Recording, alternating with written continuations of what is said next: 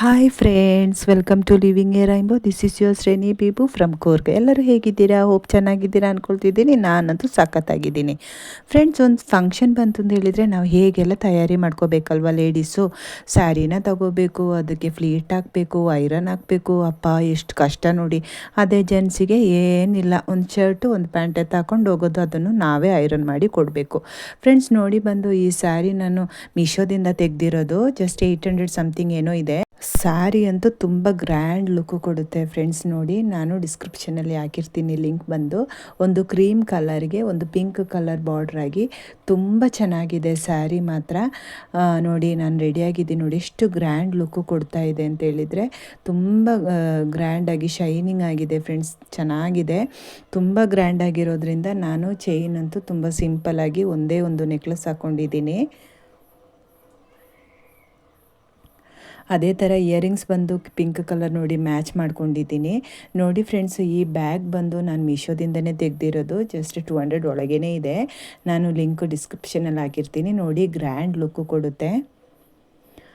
ಹಾಗೆ ನಾವು ಬೆಳಿಗ್ಗೆ 7 ಗಂಟೆಗೆ ಹೊರಟ್ವಿ. ನನ್ನ ಕಸಿನ್ ಮಕ್ಕಳದು ಫಸ್ಟ್ ಹೋಲಿ ಕಮ್ಯುನಿಯನ್ ಇತ್ತು. ಹಾಗಾಗಿ ಹೋಗೋಣ ಅಂತೇಳಿ ನಾವು ಬೆಳಿಗ್ಗೆ 7 ಗಂಟೆಗೆ ಹೊರಟಿದ್ದೀವಿ. ತುಂಬ ದೂರ ಇದೆ, ಹಾಗಾಗಿ ಬೆಳಿಗ್ಗೆ ಬೇಗ ಹೊರಟ್ವಿ.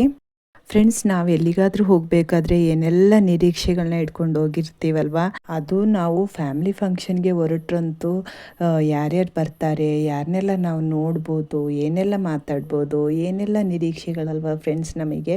ನಿಮಗೂ ಹಾಗೆ ಫ್ಯಾಮಿಲಿ ಫಂಕ್ಷನ್ಸ್ಗೆಲ್ಲ ಹೋಗೋಕ್ಕೆ ಇಷ್ಟ ಇದೆಯಾ?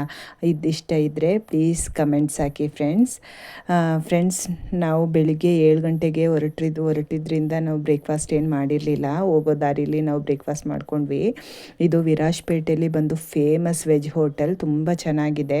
ನೀವು ನಿಯರ್ ಬೈ ಇಲ್ಲೆಲ್ಲಾದರೂ ಇದ್ದರೆ, ಇಲ್ಲ ಅಂತ ಹೇಳಿದರೆ ನೀವು ವಿರಾಜ್ಪೇಟೆ ಕೊಡಗು ಕಡೆ ಬರೋದಾದರೆ ನೀವು ಟ್ರೈ ಮಾಡಿ ಫ್ರೆಂಡ್ಸ್. ತುಂಬ ಚೆನ್ನಾಗಿದೆ. ಇಲ್ಲಿದು ಡಿಶಸ್ ಬಂದು ಯಾವಾಗಲೂ ಫುಲ್ ರಶ್ಶೇ ಇರುತ್ತೆ.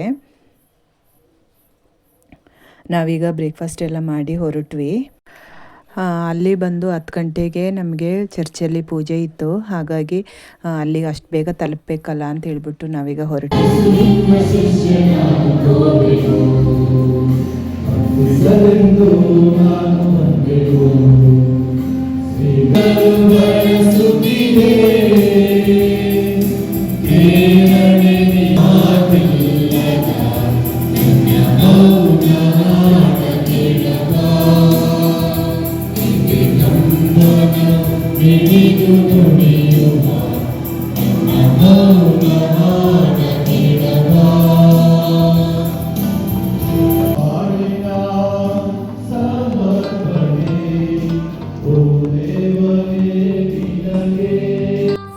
ಫ್ರೆಂಡ್ಸ್, ಪೂಜೆ ಎಲ್ಲ ಮುಗೀತು. ಈಗ ನಾವು ಅವ್ರ ಮನೆಗೆ ಬಂದಿದ್ದೀವಿ. ಮನೇಲಿ ಇದ್ದಿದ್ದು ಫಂಕ್ಷನ್ ಬಂದು ಫ್ರೆಂಡ್ಸ್, ಇದು ಗದ್ದೆ ಒಳಗೆ ಮನೆ, ಒಂದೇ ಮನೆ. ತುಂಬ ಚೆನ್ನಾಗಿದೆ ಫ್ರೆಂಡ್ಸ್. ಅವ್ರ ಮನೆಗಂತೂ ನಾವು ಚಿಕ್ಕದ್ರಲ್ಲಂತೂ ತುಂಬ ಚೆನ್ನಾಗಿ ಅವ್ರ ಮನೆಗೆ ಯಾವಾಗಲೂ ಹೋಗ್ತಾಯಿದ್ವಿ.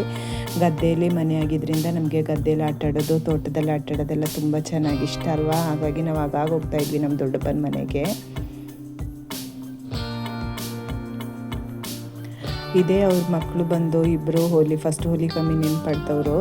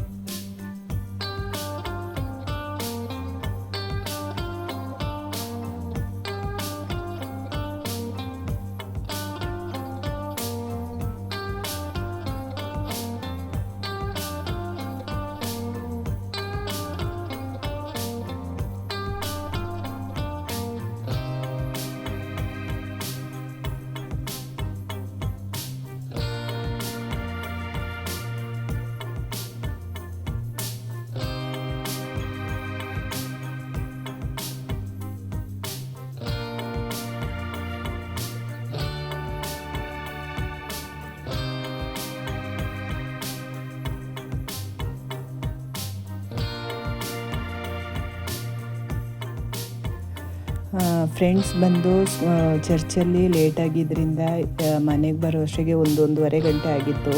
ಹಾಗಾಗಿ ಒಂದು ಕಡೆ ಊಟಕ್ಕೆಲ್ಲ ಬಡ್ಸೋಕ್ಕೆ ರೆಡಿ ಆಗಿತ್ತು.